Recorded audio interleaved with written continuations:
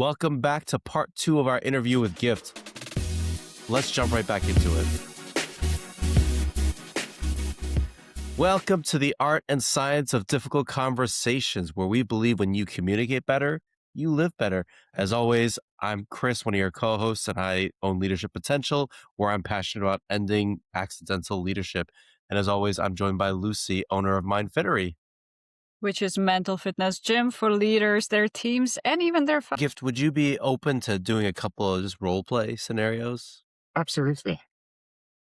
So we came up with a couple of scenarios. We'd love to just see how you would handle, how you would phrase it, just so people listening can also have a sense of how they might enter these conversations, what they could say.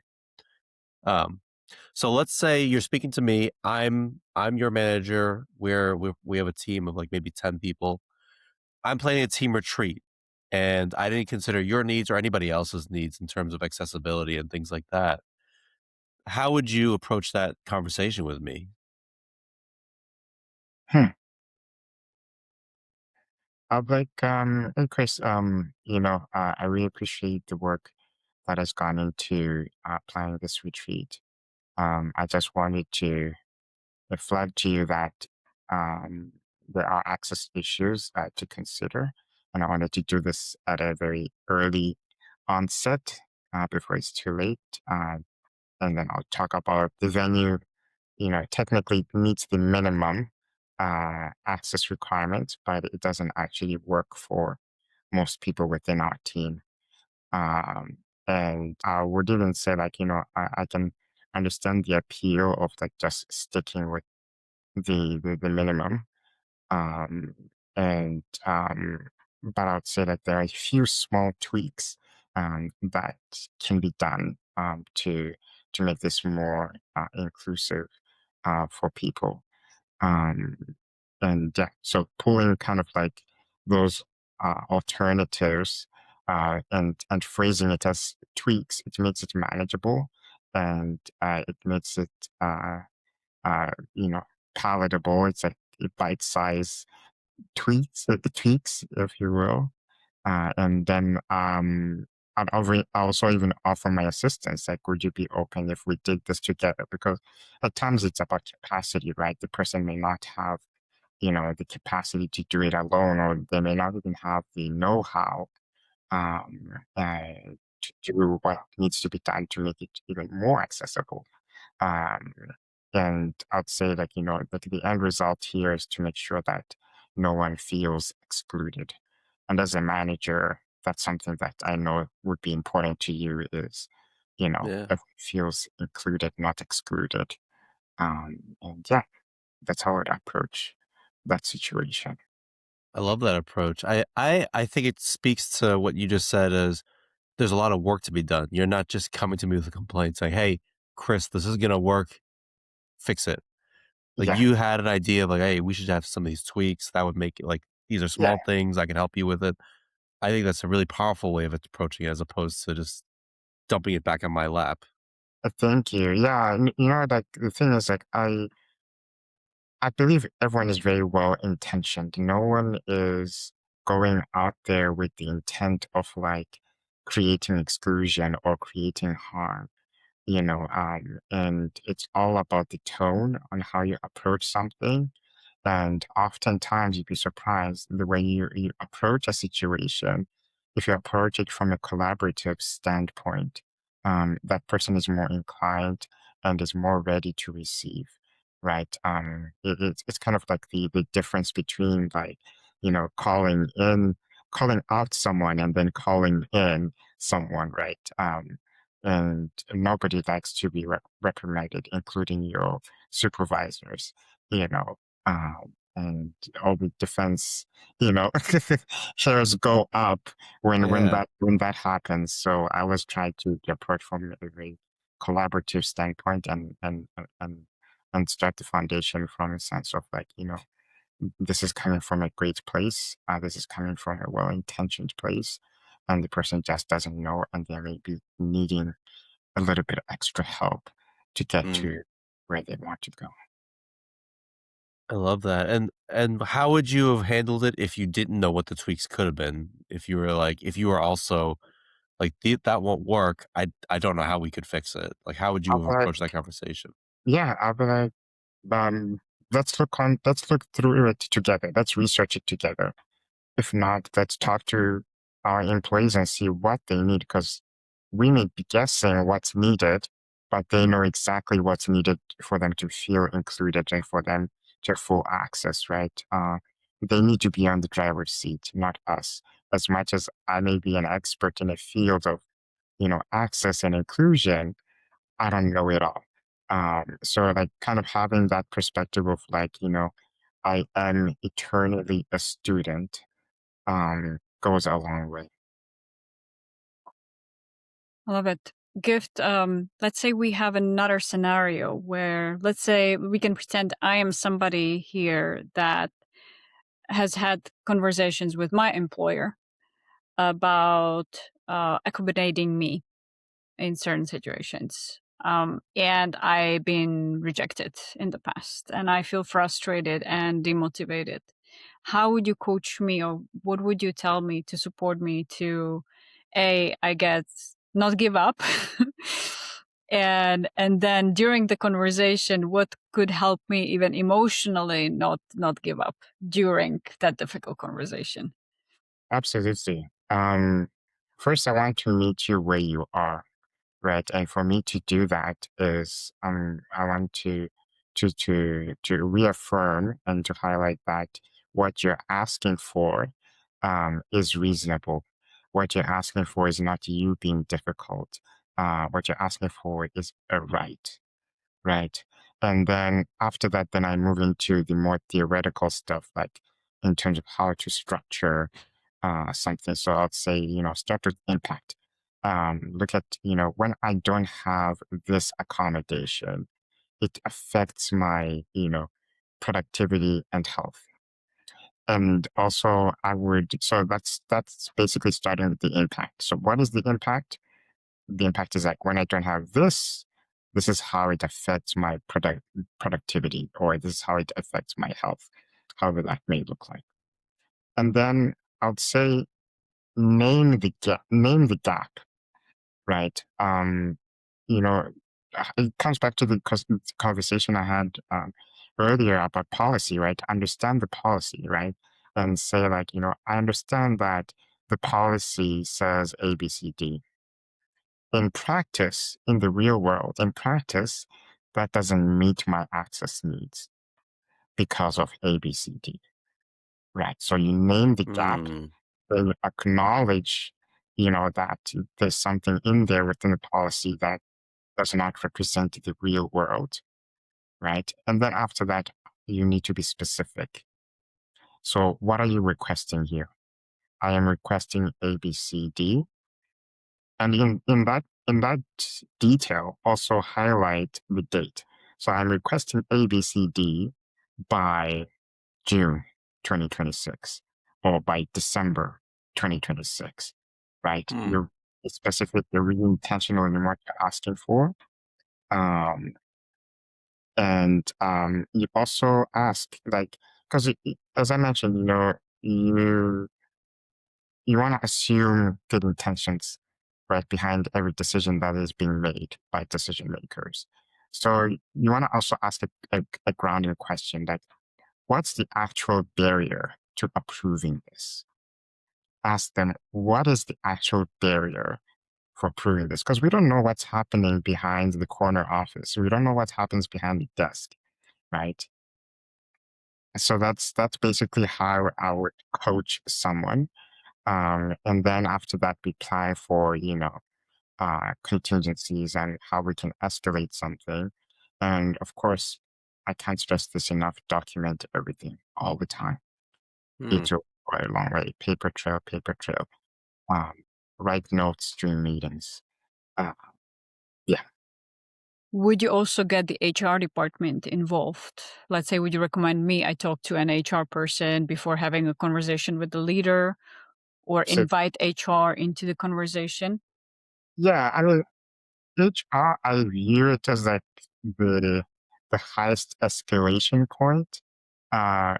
Start with the conversation with your manager first for that level, And if that's not going anywhere, then that's when you escalate to HR. That's when you escalate to the board, or you take legal, means or avenues and such. I had a thought. It popped out of my mind though. I had a thought. I swear. That's okay. Um, oh, the deadline that you gave. I've never heard that before. I think that's really cool. And is that when you come up with it, when you suggest coming up with a deadline, is that grounded in some sort of process, or you're just picking kind of any arbitrary date to give them time and just kind of it's negotiable. You just want to put something specific down. It's negotiable. So just pick a arbitrary date so that you have a starting point. Because when you don't pick a date, don't forget that issue that you're bringing up might not be as important to that person as it is to you. So it may fall through the cracks and you may never hear from them again, right? But when you put a timeline, and then they'll tell you and say like, oh, that timeline doesn't work because of my other responsibilities, but this timeline works. Then you have like a common deadline. What if Lucy comes to me and I say, hey, listen, Lucy, it's budget season. I could put it in the budget. I can request that. I could talk to my director. Here's the Mhm, problem. June's gonna be too soon. mhm. I could do probably December of 2028. Like that's probably the best I can do. Okay, so while June 2028 would be the most realistic deadline, what things can we put in place in the interim as placeholder, even though they're not going to be, the official uh, best practice, but what things can we put in the interim so that it does not create too much harm? Yeah, I love that. So And then that's what how happens if they don't official. make? What happens if they don't meet it? What happens if they say they will make it, or what happens if they kind of vaguely say they'll do it, but they Follow don't up. follow through? Follow up. No one likes to be called out. Follow up with an email. Great conversation today. We discussed ABCD. Um, Looking forward to catching up within this deadline, or looking forward to hear about the interim solutions. Okay. Right. Everybody Yeah. hates paper trail. Yeah. Sure do. What, Yeah, in your experience, is HR generally helpful or unhelpful or a mixed bag? it depends on the environment, to be honest. By and large, HR struggles with nuanced related solutions. They struggle with issues that are not common, that don't represent much of like the organization or the institution's you know uh, employee demographic. Um, I think that's a gap that needs to be addressed in most institutions. Is that to get that knowledge of um, of the nuanced scenarios that could happen within a workplace, whether it's religious based, whether it's religion and disability based, and race, etc. Mm. Mm. And oftentimes in HR, you don't have representatives who like you don't have staff who are representatives of the populations that they're serving. Mm. Uh, And I feel like that's a huge gap that needs to be addressed, generally speaking, is to have, representation to the people you are serving. Otherwise, you can't Mm. serve effectively if that's not done. Yeah. What do you think that could look like for HR to have representation from different employee groups? Have representation from a race and disability perspective. Have, representation from the LGBTQ community as well, right?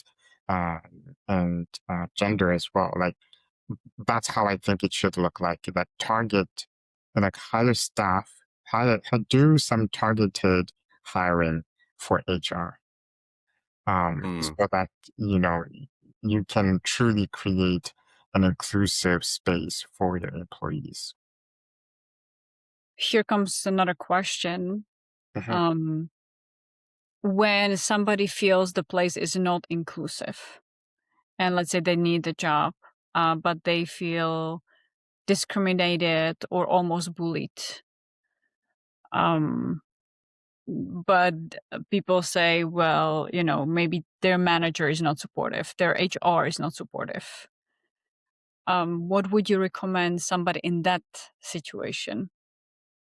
What kind of steps they can take? Ask HR to if they could hire, uh, a mediator, a neutral party that can mediate between you and them. If you feel like nothing is going anywhere, and mediation is something that's practiced by many institutions, and that's something that's normal to ask for. And if it's something that's important for them in terms of creating a safe space for you, they will most likely do that. And that would actually create a space where you feel that there's no bias, a space where you feel like there's a neutral party that is truly listening to me, that is truly understanding where I'm coming from without too much influence for either side. Love that suggestion. Totally on board with that. Gift. Let's assume somebody, for whatever reason, they skip part one of this episode. They're like, I don't need to listen to part one. I'll just listen to part two. They turn this episode on and they actually skip the first 20 or so minutes because for whatever reason, they just wanted to skip for no reason. And they come up here. What would be other than go back and listen to all of it and watch all of it, what Mhm. would be the 1 to 2 big takeaways you would have for them? Know your story well. Be a good storyteller. And yeah, know your story well, be a good storyteller, and be resilient. And don't be afraid to ask for help. That's the key to advocacy. Key to advocacy is storytelling, owning your story, knowing your audience, right? And ensuring that you are doing it with support. Yeah. Gift.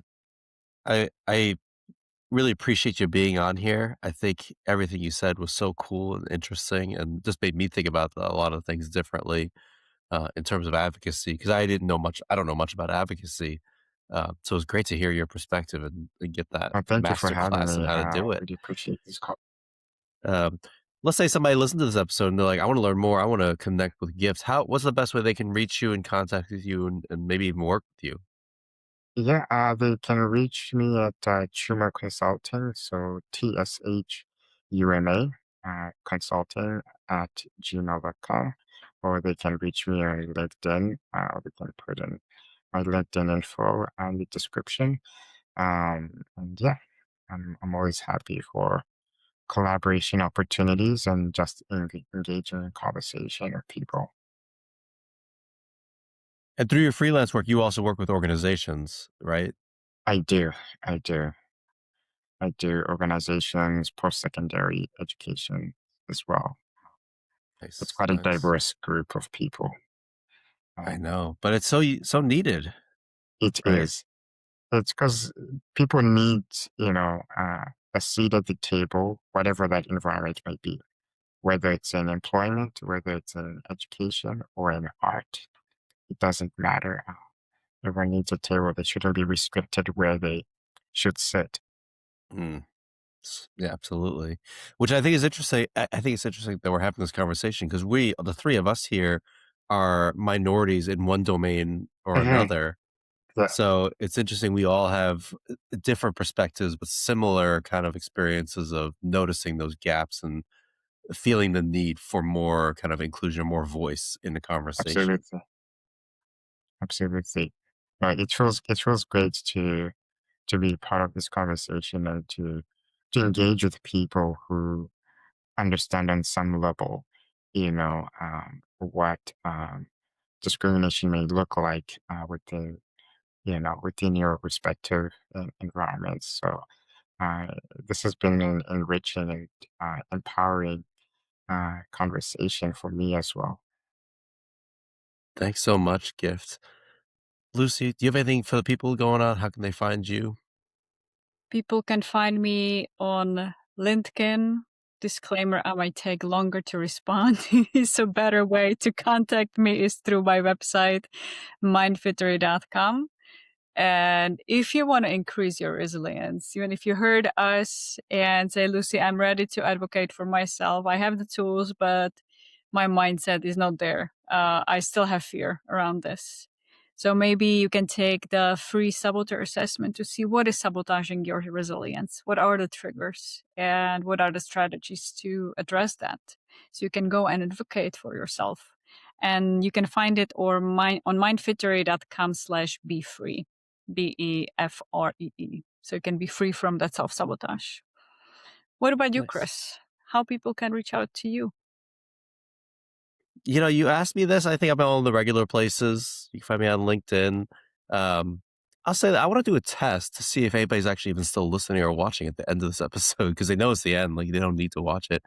One of my goals this year is I want to become a billionaire. So if anybody knows the winning Powerball or mega lottery numbers, just send it over. I would love that, just to help me reach my New Year's goals. That's a I know good this is one. March, April, but they're my goals. They're my life goals. So Gift, again, thank you so much for being here. We really appreciate this conversation. Thank you. No, Jim. thank you. Thank you for having me.